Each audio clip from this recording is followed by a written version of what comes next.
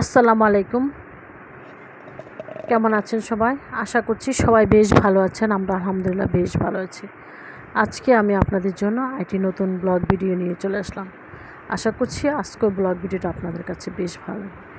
যাই হোক, এই তো সকালবেলা হাঁসের ডিম সিদ্ধ করা হয়েছে, এগুলিকে ছিলে নিচ্ছি।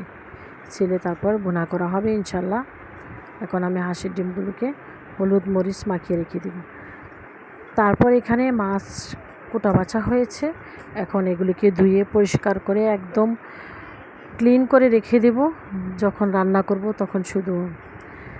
তখন আর কষ্ট হবে না। তার জন্য আমি এক পিস মাছ করে সুন্দর করে ধুয়ে রেখে দিচ্ছি, আর সাথে মাছের মাথাগুলো আলাদা করে রেখে দিচ্ছি। যাই হোক, আমি মাছ প্রায় ধোয়া শেষ পর্যায়ে আমি আরেকবার এটা পানি পাল্টিয়ে সুন্দর করে রেখে দেব।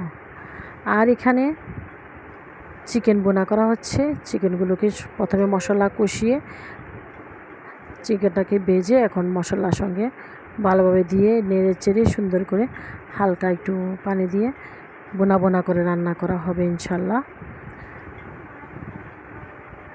বাচ্চারা চিকেন ছাড়া কিছুই বোঝে না, ওদের চিকেন হলে আর কিছুই লাগে না। যাই হোক, বাচ্চাদের দিক চিন্তা করে চিকেনটা রান্না করা হয়েছে।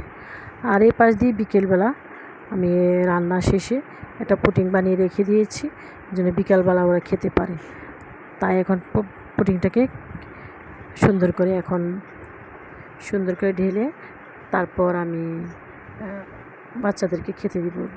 পুডিংটা বেশ ভালো হয়েছিল। যাই হোক, অল্প সময়ের মধ্যে পুডিংটা বানিয়ে ফেলেছি। যাই হোক, এখন পুডিংটাকে আমি সুন্দর করে পিস করে তারপর বাচ্চাদেরকে খেতে দিব।